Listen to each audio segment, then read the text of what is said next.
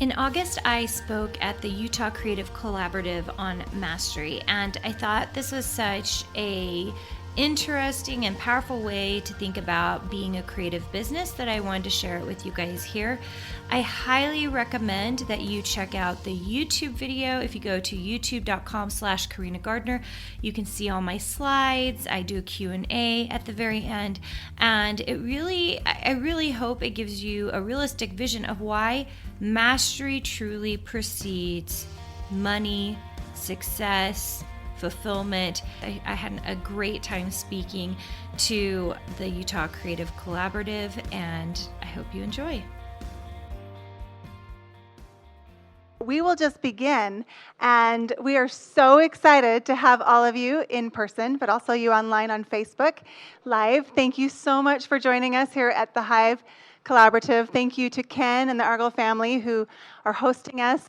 We here at Creative Collaborative host this meeting and invite amazing speakers to come and share their story and inspire us with their creative motivation so that we can live our dreams. So thank you to Carina Gardner, who's here tonight to speak to us. I'm going to just do a quick intro to what we do, how you can find more information about us, and then also read her bio before we turn the time over to her. Creative Collaborative began about 9 years ago. We've been hosting speakers. You can check out past speakers and even studio tours on our Instagram at Creative Collaborative Utah. And you can see amazing, even over COVID and pandemic, we were bringing the creative energy to the audience through these studio tours. So there's a lot of fun things there and people that you can check out in videos. So check us out. And then next month on the second Tuesday, we have another speaker. And usually every second Tuesday of the month, except for July and December, we give you that month off for all the creative energies at home. So we are so excited to host and be here together.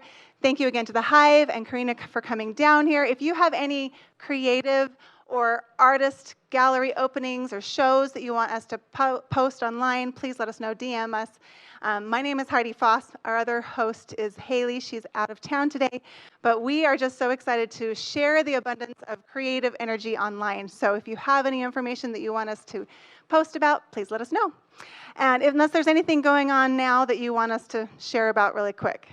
I know in Provo they have the downtown art stroll on the first Fridays, so that is something fun and worth seeing in this beautiful weather.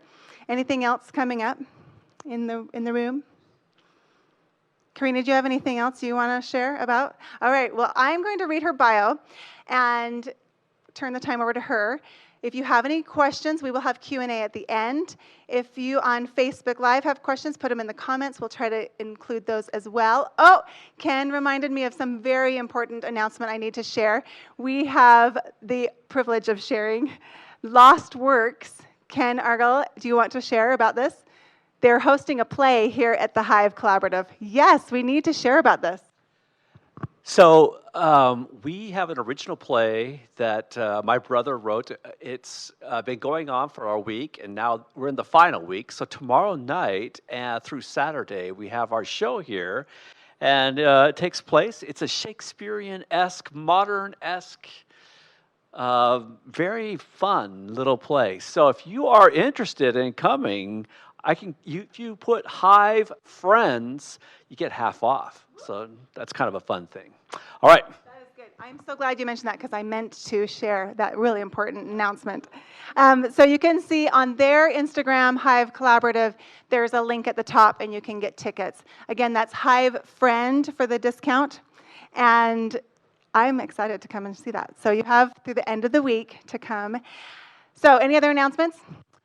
Okay, we are going to read Carina's bio and look forward to her amazing presentation about mastery. I have been so giddy and so excited about this evening. So without further ado, Carina teaches surface, pattern, and crafting design to an exclusive design mastermind. She currently has the only design education program that teaches designers how to make money as they learn to design.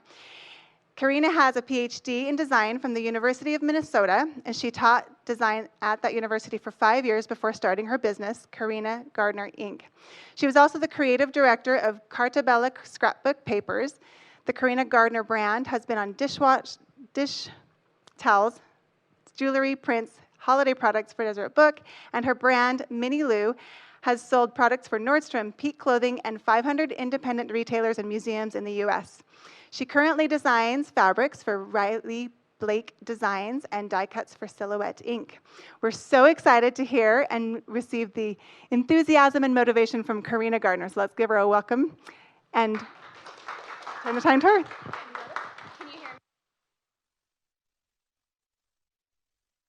I haven't used this little slide projector. Fingers crossed I can figure it out. Okay, so good to see you guys. So good to be in person. 3 of my design suite members came. That got me super excited, and especially because I could sit there and tell them what they exactly needed to do. Because I am crazy about becoming really good at what you do for a living. I think we should be so excellent at it that no one else competes with us, okay? And so Heidi gave me some topics, and I was like, when I saw mastery, I was like, let's dig in. Let's really dig in. And I don't know what you're used to at a Utah collaborative, but I'm gonna get a little down and dirty. We're gonna talk about meat. I'm into implementation and action steps, so we're going to talk about some of that, and I'm pretty excited to dig in with you guys. I can use the clipper. Apparently, you don't need a PhD for it, so that's great. Okay, so mastery, according to Carina, the ability to become so good at a specific skill that you are perceived as an expert, okay? So what contributes to becoming a master at something? So these are the things that I hear most people talking about: grit, self-discipline, positive energy, 10,000 hours. You guys have heard that, like Outlier, Malcolm Gladwell. Ability, knowledge, and skill. Okay, so these are the things we hear about, but what we're going to talk about today is 3 things that I think people skip over or don't think about that hopefully will give you hope and give you an action plan as you move forward, okay? So I'm going to partially sit because guess what? I actually am never in heels. I'm like one of those people who loves being barefoot everywhere. Okay, so why is mastery important? And mastery in particular is important to me for a lot of reasons. But I'm going to tell you a little bit about how I got started and why I can see that becoming really good at something is so important. So I got my PhD from the University of Minnesota. I taught design, and it's so funny, right before this, McKenna, who is my social media manager, has a graphic design degree, and we were talking about how in design, at the university level, we really concentrate on theory, not on action, but on theory. And so I left the university setting to start my own business, started doing a ton of freelance, and someone pointed me towards digital scrapbooking, and I did that. If you come to a design boot camp, I tell you all about that, but I did that, and I sucked at it. And I had a PhD in design, and I was like, why do I suck so bad at this?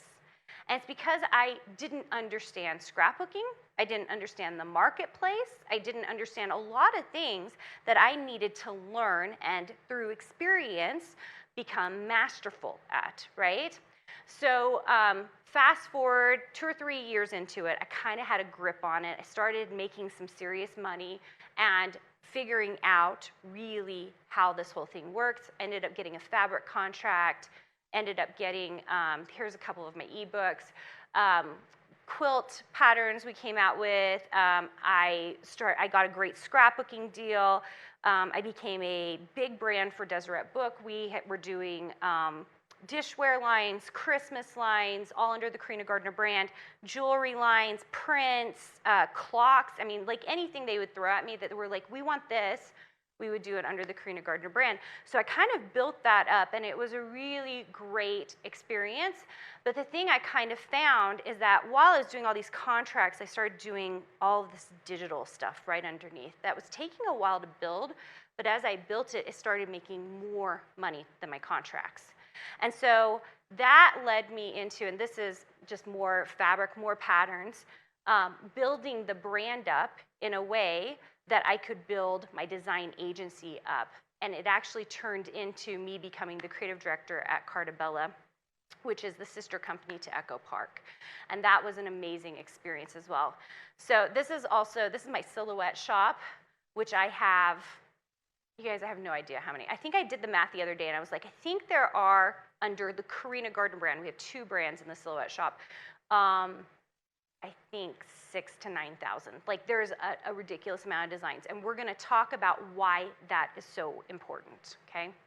And then while we were building those designs, I wanted to make sure we were offshooting customer service, right? When you have that much design work, what do you end up doing? Fulfillment, fulfillment, fulfillment. So we're telling people how to make the things, they're confused about the things. And so once we kind of I got into it, I was like, okay, the time has come. We have to have preventative customer service. And so that's where the YouTube channel was born. We had done a lot on the blog, and we found that video was just a lot stronger for making sure that people understood how to build the products, right? So through all these years, and especially if you, oh my gosh, if you go to my YouTube channel and you watch the first 10 videos, you're gonna be like, whew, like, I can't believe Carina even keeps those up, right? Because I wasn't masterful at any of it. I stunk at all of it. And the key thing, we're gonna dig into some things, but the key thing I want you to come away from tonight is that you should be taking action always, okay? If you're taking action always, then it doesn't matter what fails and what it succeeds, unless you're trying to pivot in some way, but you are moving forward. Most people don't take action, you guys. It's kind of crazy, okay? And I really, really, really believe in this. When you go all in a single area of expertise, and for me that was the surface pattern and crafting area, that was the niche market I came into, then you rise to the top. During this time period, so it's been the last 14 years, I have been asked to do all kinds of projects. Logo projects, someone contacted me, they wanted me to do their kids' yoga studio, like do all the drop down, fun projects, and I said no to them. Why? Because I knew it would take away the time I needed to become an expert in a single field. Most people get distracted and want to do a lot of different things. If you want to become a master at something, you have to go all in on one thing. And I even do that in the different areas, like fabric design, scrapbooking design, sublimation, whatever the areas are, I will go all in for a very specific amount of time so that I can be very, very good at it, okay? I heard this from Rory Vaden. I think this is so good, and I think it applies not just to design, to artists, to any kind of creative business you have out there. And that is, you should find your uniqueness and exploit it in the service of others, which was said by Larry Winget. I think this is fantastic. The cool thing about every single person in this room, everyone listening, is that you have a combination of talents that does make you unique. You might be like, well, the surface pattern part, there are lots of people who do, and maybe the part that loves, I'm gonna use an example from Design Suite. Sorry, Lisa, you're always my example. I love dogs, and then they put it together, and it's like, oh, this is the thing that makes this person unique, and then she does it in this certain way, right? And so we have to be really conscious of what makes us unique. I've really identified that for myself. It wasn't just surface design or crafting design. I knew that my mastery came from also teaching it, which is, I'll talk a little bit about my Design Suite program in a second, okay? So after about 13 years of making multiple six figures as a designer, I recognized that there were very few designers in the marketplace making as much money as I was. And I was like, this seems really off. Everybody should be making as much money as I am. And by the way, you guys, you'll notice I talk about money. I think the starving artist thing is just, let's get rid of it, you guys. As designers, as artists, as creatives, we should be making money doing what we like to do, right?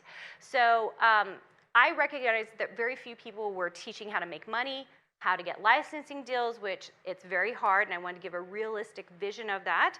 And I wanted to talk about what it really took, like a realistic view.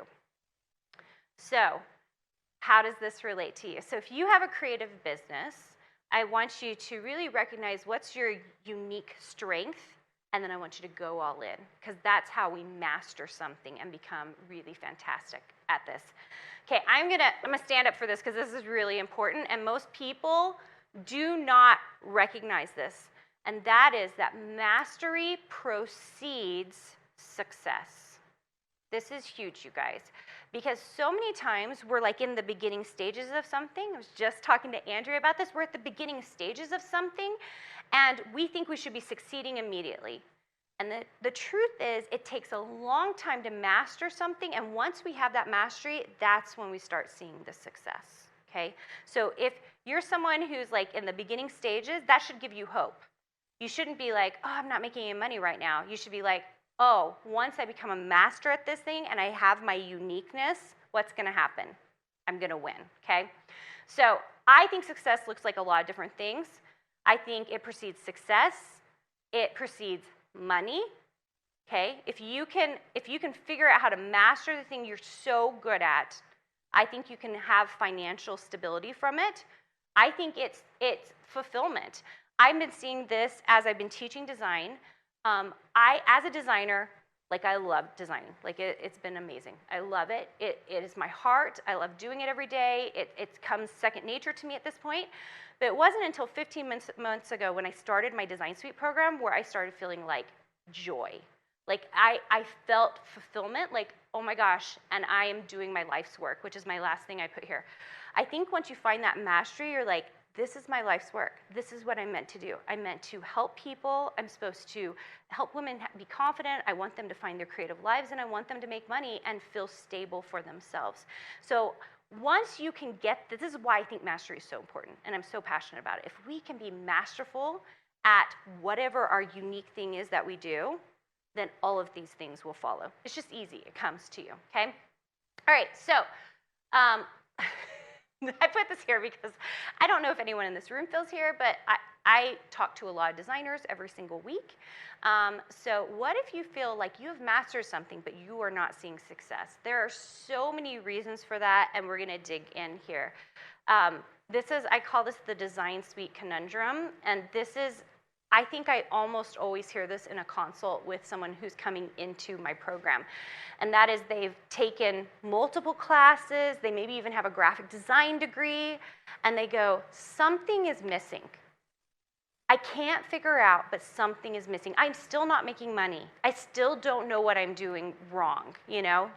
I'm not getting what I'm supposed to be getting out of this. And that's generally, that person almost always comes into Design Suite because we can figure out the thing that they're missing, right? So the 3 principles of how mastery precedes success, I really hope this is helpful to you guys and that you have a big takeaway from this. And I believe in these things because I've seen it in my own design career, okay? This is the first one. Mastery addicts set their sights on a much higher goal than they might expect to achieve. Now, this is one of those that's really, really hard for people to understand, and they get really frustrated with it because it takes longer than you think to attain your goals, and this is the worst, it takes more effort than you think to attain your goals, which kind of sucks, right? You're kind of like, dang it, like I want to get in there, and I just want to do it, and I want to start making money, and it'll be fine, okay? So I was just listening to Alex Hormozi, and he talks about this, and then I'll relate it to what I have seen. He talks about how I think he owned a gym, and he had someone who was very successful come to him and say, well, you should do flyers. You need more people in the door? You should do flyers. So Alex goes out, he gets about 300 flyers, puts it out there, comes back, and nothing really happens, okay? And so the guy comes back to him, and he's like, so how did it go? And he was like, well, it didn't really work for me. It's just like, you know, right? How many of you have seen that? Like you do something and then you don't see anything from it, and you're like, it just didn't work for me, okay? And the guy said, well, how many did you put out? And he was like, well, I did about 300. And the guy was like, you did 300? And Alex was like, yeah, I did 300. And the guy was like, I never do less than 5,000 for a test batch. And he said, I usually do 100,000, and we get a 0.5% return. And Alex was like, and that's when it hit me, right? Like, I was thinking 300 was a lot, and this guy was telling me 100,000 is what he does. And he has a few other examples, and I've run into this as well. I talk to designers all the time, and I had someone in a design boot camp say, well, I have 200 designs. And I said to them, come back to me when you have 5,000. It takes more effort and more work to get to where you need to go than you think. And the problem is, like, especially if we're by ourselves, this is why I actually love that Heidi does this collaborative. When we're by ourselves as creatives, what happens is we think we've set the standard when the standard is way up here. It's so much higher than you think it is. It takes more effort to get to mastery than we perceive. And our goals are not big enough or high enough to get to where we need to go. I just think that if you hear that, you're kind of like, oh my gosh, I need to find out what's going on. So there's someone in our program who is in a particular shop, and she was like, well, I have this many designs. I said, okay, that's great. Have you gone to the shop and seen who the highest moneymaker is, you think, and do you see how many designs they have? She's like, no. And I said, okay, go find that information out. That's important information, okay? And come back to me and tell me. And I can't remember what the number was. It was several thousand, though. She was like, I want to say it was even crazy, like 11,000 designs, something nuts. She's like, I think it's like 11,000. I said, and that's the number. That's the number. You have 200, that's the number you have to get to. And you have to do it fast because they're already doing that. I was like, you have to get to there as fast as you can. And that's the thing that people don't realize, because it's a wheel. Because like the more designs or whatever we're doing, creative work we're doing, business work we're doing, the more art we're doing, the more we do, the better we get at it, right? So there's like a thing that happens. There's synergy there because there's not only a ton of products that people can purchase or buy or whatever they're doing with it, but also you as a designer or an artist or whatever, you become so good at what you're doing that the stuff you're making rises to the top, okay? And I know this for a fact because I remember at Silhouette when I hit, I want to say it was 3,000 or 4,000, I was like burnt out. I was like, what do I design next? I don't even know what to design next. I've already made so many products. And that's when I had to start getting crazy. And that's when I started building Halloween villages. And I started creating Christmas villages, and people started to know me for those things because it was like all 3D and crazy and nuts, and we were building these huge villages. And even a couple of years ago, I was like, I really don't know what to design. And so I started designing, like, we called them ultimate projects. So they were like big projects that you could cut on your Cameo, but required like, I mean, seriously, 3 or 4 days to build. Because I was like, what else can I do? I've designed everything I think I can think of. So now we gotta get crazy and complicated. And those things have done very, very well for me, okay? Go for No by Richard Fenton. It's kind of the same concept if you're in any kind of sales position or selling anything, okay, any kind of product. That is like, he says, instead of going for 10 sales, like you want 10 sales, you instead go for, 10 yeses. If you're going for 10 yeses, that's the wrong way to go. You should go for 20 no's. Like you should be going for the no's, because the more products or the more things you have, right, the more likely it is for the yeses to sneak in. So it's like the same concept. That's my Design Suite Mastermind, and I think I already touched on it. Okay, the last thing I want to say on this particular subject is that you don't know what your stretch goals are if you are not writing them down, which is why I am nuts about a morning routine. So in my morning routine, I will tell you I stole this. This is not mine. Rachel Hollis tells us to do 10. She does like a 10 statements, and you write them all like they've already happened. So I do this for myself every day along with my gratitude practice. And what it does is it forces me to stretch, right? So instead of saying the thing I want to get to by the end of the year, I'm saying the thing I want to get to by the end of 5 years or 10 years. And you know what's crazy is I've been doing this now probably for 5 or 6 years. A lot of those things have already happened. Like they happen faster than you think because you've been writing them down and they're kind of percolating in your brain, and you figure out ways to get to it. Like some big ones, you guys, like some insane ones that I never thought would happen, totally happen. So I really recommend a morning practice. All right, second, mastery addicts aren't afraid to do something over and over again to get it right, but they also know when it's time to quit and pivot. All right, here we go.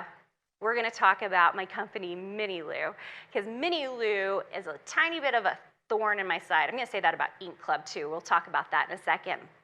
So Mini Lou is my company. We had it for, and we still own it actually, but the physical side of it we owned for about 6 years. And we just could never get the margins where I needed them to be, because in Carina Gardner Inc. in our design side, we're making 95% margin.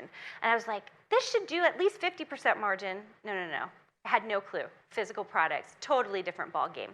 And we were doing mega deals. We had a deal with Nordstrom. We had a deal in the mall with like Peak Clothing and Charlotte Russe. We had 500 independent stores. We had tons of museums that you would know were carrying our products. And the margins weren't great. We kept like making it smaller, changing the algorithm. And the bottom line is we did it long enough. I probably did it too long. And then we finally had to pivot, because what happened was we were finding we were making so much more money in the digital products that it didn't make sense to keep the physical ones. But it was a hard thing, and my accountant would tell you, I told Carina to stop after 3 or 4 years, but she just kept going. So I lasted 6 years, and it was a great experience. It taught me what now, when we have a design suite member who's like, I want to do physical products, I'm like, okay, let me just tell you what the margin's going to be, because once you kind of figure that out, you're like, oh man, there's so much more money over here. But that comes with experience or getting that inside scoop, right? Same with design boot camps. So when I started my first design boot camp, which is like the week-long workshop we do for designers, when I first started, it looks really different than the way it looks today. It's totally different. And it's because every time we did one, we pivoted. We just kept pivoting and tweaking it until we could get it right, okay? Okay, number 3. Mastery addicts aren't afraid of more failures because they know it will lead to more successes. So I've already told you guys, like, I feel like Mini Lou is a failure, which is ironic because it actually makes us a lot of money these days. It's one of our things that we do in our design agency. But like what I intended it to be, it did not turn out to be that. That is the same with Ink Club. So I have this membership program called Ink Club, and we started it last September. We have probably pivoted it. Oh my gosh, I'm going to look at McKenna because McKenna is in charge of it now. How many times have we pivoted it? At least 2, and we haven't hit a year yet because we keep changing it. And I have I'll just tell you guys my crazy goal. I would love 10,000 people in this program, okay? I'm telling you that because that'll hold me accountable to it. We want 10,000 people in this program, and we could just continue to pivot it until we can get it right. We're feeling like we might have found the right synergy, like we're kind of there. It's taken us a couple of months to get there, but this is what I'm talking about. People who are constantly failing, it's because they're taking risks. I have failed so much in the last year. We've also had the most successful year of my entire career, but we have failed more this year than we ever have in the last 14 years. And I really believe if you're not putting yourself out there, this is part of the Ink Club thing that we're doing, if you're not putting yourself out there and making a lot of smart risks, right, but failures that make sense, then you're not doing enough. And that's the bottom line. You are not doing enough, okay? I really like to do this, and I think this is really helpful for people. If you build criteria for yourself to know what a win looks like and what a fail looks like, and that's what we had to do for Mini Lou. We kind of had to take those last 2 years, and I said, if we hit this kind of margin, not gross, we were making a lot gross. I was like, we have to hit this kind of margin for me to continue. If we hit it, we'll keep going. If we don't hit it, we've got to be done. The last 2 years, we didn't hit it, and I said, it's time to be done. We make more money over here. And making those assessments with knowledgeable people like your accountant or your CPA, making those assessments with your team. If you're a solopreneur, getting some outside eyes on what you're doing really is helpful as well, okay? All right, so these are the 3 principles I think that people really ought to be looking at. Setting your sights on a much higher goal than you might expect to achieve. Not being afraid to do something over and over again, or knowing when it's time to pivot out, okay? And there is a timeline, you guys. People who, there's that in between, right? The people who, they do something for 2 months and then they're out, right? We don't want to be those people. The person who holds on for 10 years because it's our baby, we don't want to be those people. There's an in-between, okay? And then people who are mastery addicts who aren't afraid of more failures because they know it leads to more successes. And I can tell you this because I feel like, I remember listening to someone say, they hit their stride about year 12. And I can really tell you, I knew I had hit my stride at year 12 in my design agency. Like I knew, like we had hit it. Like I was like, this is amazing. Part of it was COVID as well. We had a successful year with COVID, and it allowed me to then bridge, and now I'm not a master as I begin this design program because I'm trying to figure that out. Teaching is a totally different realm than being a designer, right? Even if I'm teaching the thing I know. And so even those, I have some Design Suite members here, those of you who've been around for a while know that the program has changed over and over and over again because we're trying to make it better. We're 15 months into the program, and we're just barely adding an award system, an actual physical handbook.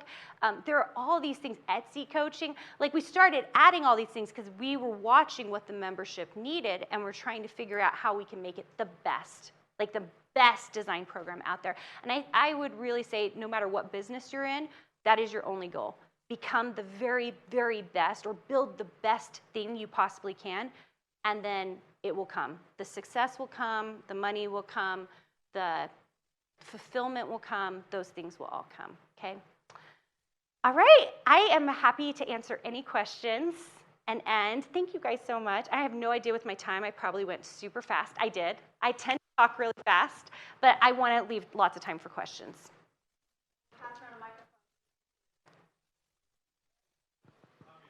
All right. Thanks for letting me sit too, you guys. I picked up a sublimation heat press today. That was like the wrong, because we're doing all this like heat press affiliate stuff, and I picked one up and I was like, oh, that was my back, so. Good job resting your back. And who has a question? Yes.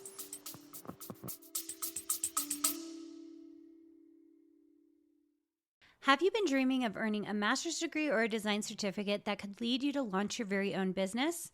The University of Arts and Design has unique programs where you not only learn how to design, but how not to be a starving artist, which is why I created it.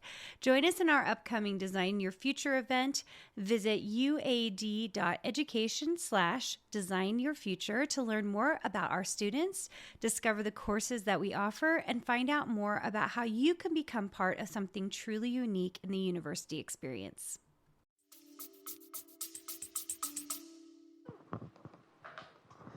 You mentioned one book. Are there any other books or resources you'd recommend? Great question. Particularly about mastery. Well, the Alex Hermosa, Go for No, I mentioned, right? Some of my favorite books, I think, not necessarily on mastery, but I'm just going to tell you, The One Thing by Gary Keller is gold. And he's a writer, so like he talks about all the different ways you can like really take 4 hours of time and concentrate on a single thing to become so good at it, right? So that's where your time is.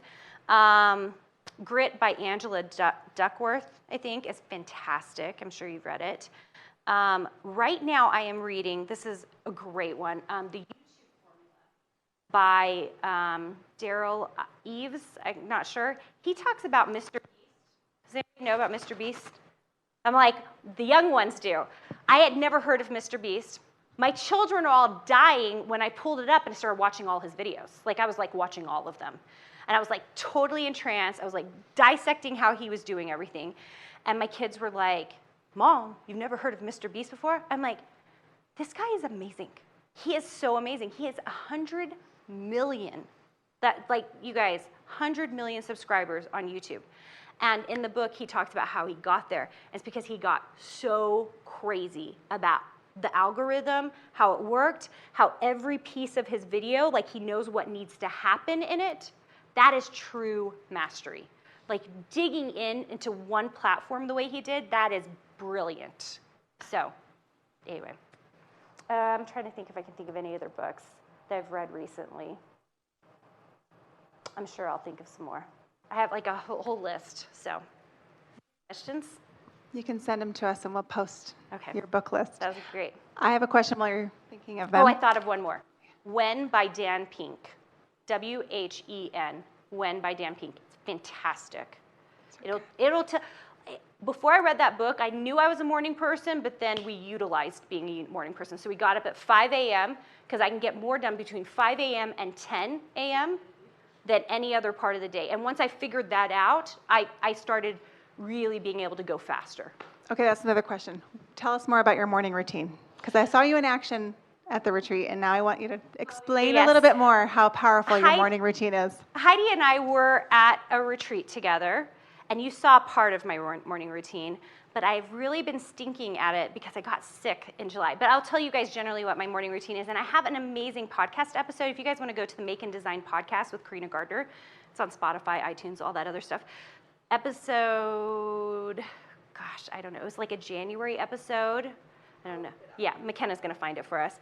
I talk about morning routines. So I generally, this is just for me. If I can run first thing, I do. But that doesn't always happen. So this can be switched one way or the other. But I usually will get up, and I have a book really that is meant for my morning routine. I open it up, I write my 10 things, and they're always in the past. So like if I'm writing something that I really want to have happen, like I want to buy a rental property, right? I won't say I want to buy a rental property. I'll say I have, like it's already happened, I have a short-term rental property in Bear Lake, like very specific, okay?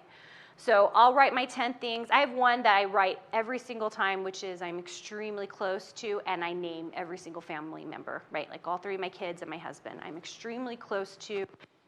And this is why I think that's so powerful, because you wake up during the day and you kind of get started. But if you write down these things, then throughout the day, I am thinking about how can I be extremely close to my son, my husband, my kids, right?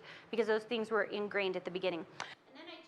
Usually 3 or 4 lines of gratitude, and they are very specific. They're what I did the previous day. And then if I really can do it, I will go on a run.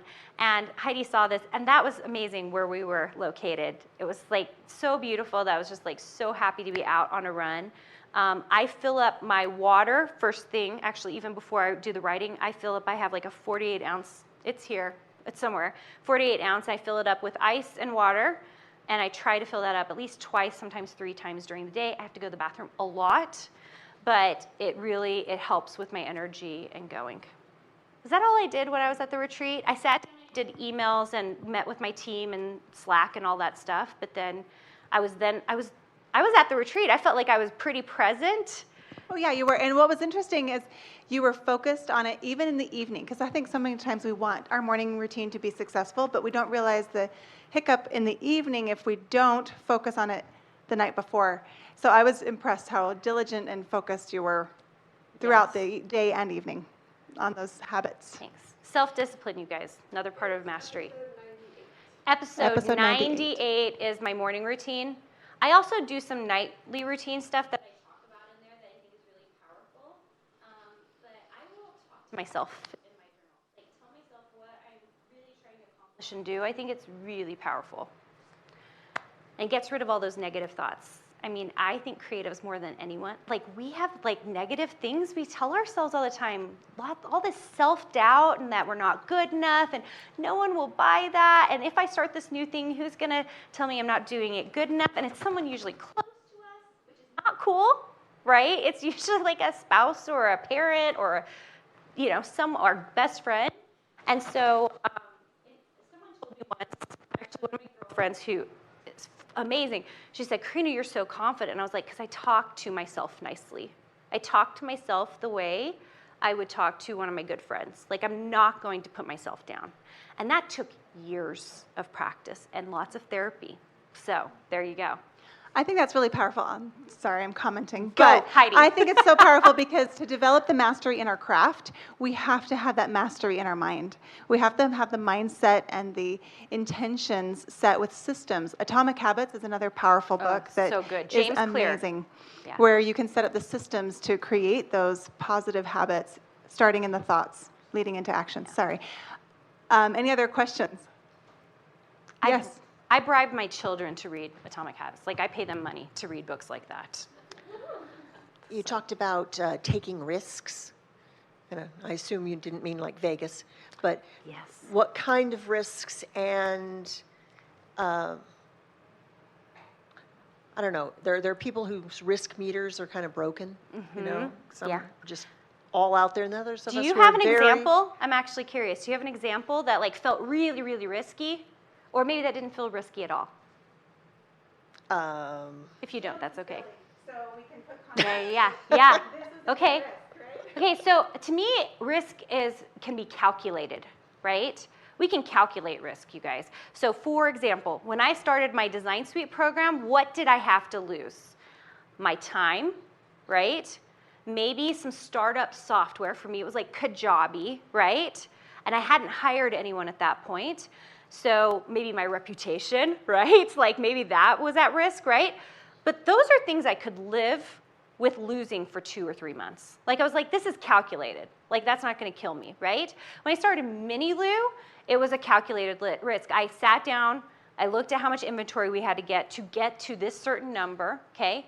And we ran into, like, this is every new business, you guys, there's the first 3 years. It feels like the first 3 years, you always go negative. That is the thing I see over and over again.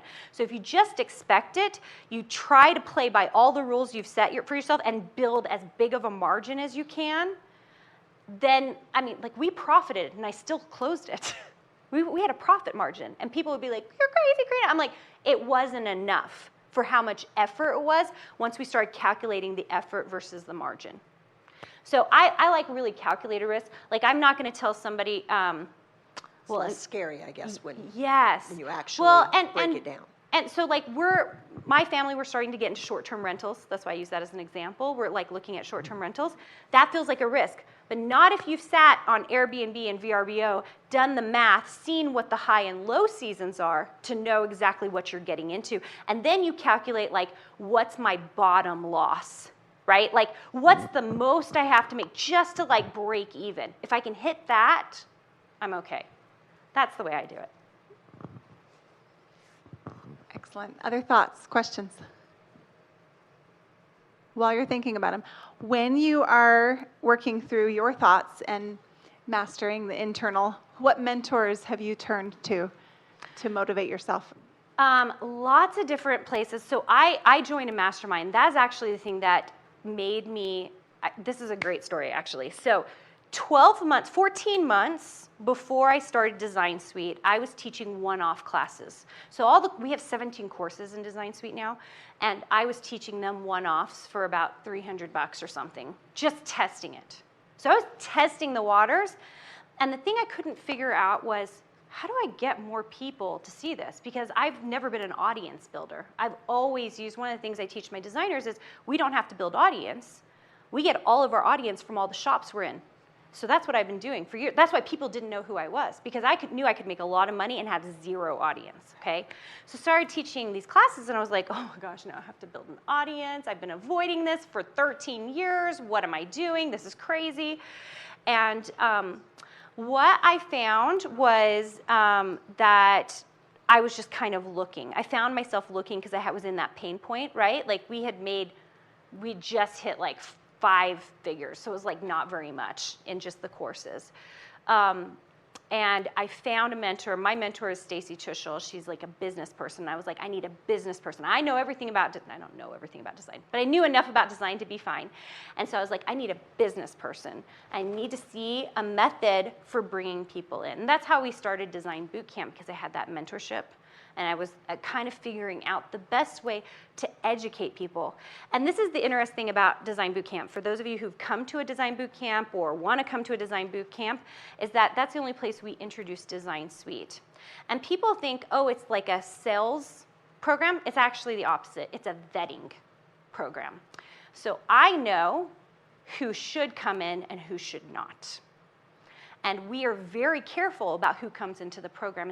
It's a relatively expensive program because it combines college and experience, right? So it's a pretty high ticket price, and it's a whole year, and it really replaces a 4-year degree. That's what we want to do. And so I started these design boot camps, and I really teach in it, in my opinion, the basics of what you have to do strategy-wise to start a design business. And people who do not understand it or don't get it, I don't want you in my program, right? People who say, I didn't get anything out of this program, oh my gosh, you guys, like, I've heard, this is too basic and this is not basic enough. I've heard both, okay? And If they think it's way too basic for them, but they haven't been implementing, I don't want them in my program. Like, that's almost always the case. They're like, this is so basic. And I'm like, but are you making $100,000? They're usually never even making $100 a month, okay? And that's when I'm like, you're out. Like, I need action takers. You're never going to get to the next step, ever. Then I have the people who are like, this is not basic enough. I'm like, oh, you don't have enough software knowledge, whatever knowledge needed for you to get to the next step. So it's actually a vetting process for me to make sure we get the right people in the room. We also, in our community, we really care about kindness, and it's a very collaborative community experience. People aren't competitive. I have 3 Design Suite members here. Do you guys feel like people are competitive? Yeah. Like, it's not meant to be competitive, it's meant to be collaborative so that you could reach out to any person at any point to be like, what's happening here? Are you making money here? Are you doing this here? So that people can get where they need to go.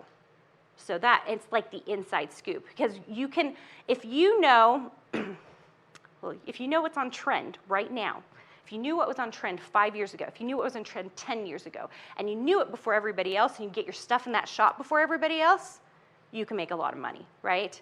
And that's what we do in Design Suite. My hope is I'm always like, this is what's making a lot of money right now. We're seeing it. I'm talking to designers. I'm seeing what kind of money. They're doing $8,000 a month here. They're doing $5,000 a month here.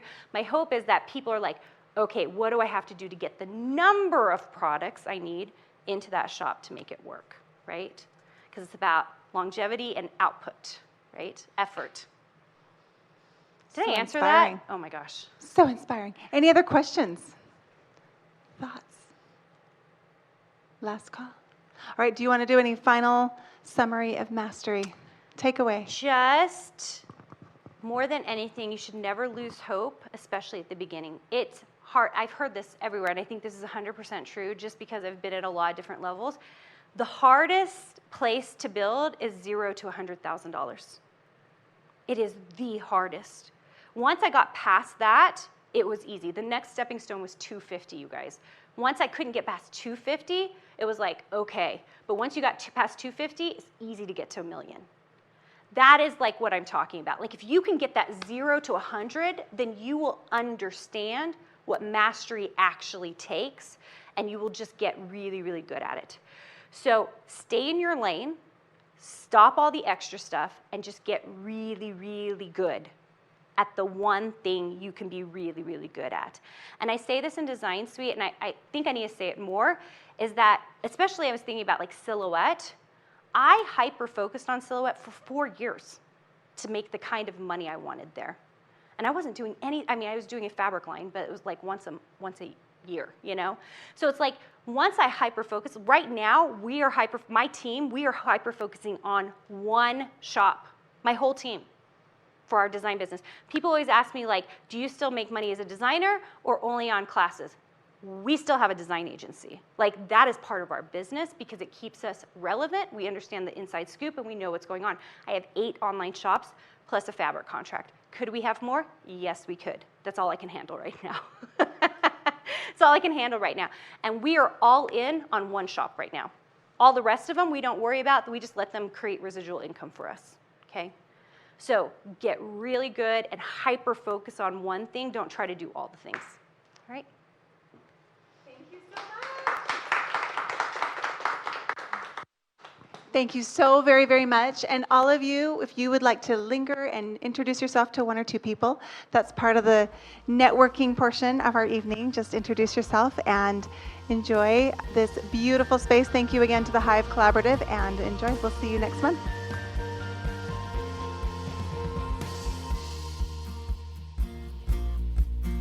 Hey, did you know that you can visit me at makeanddesign.com to learn more about this podcast and join my VIP group for weekly freebies?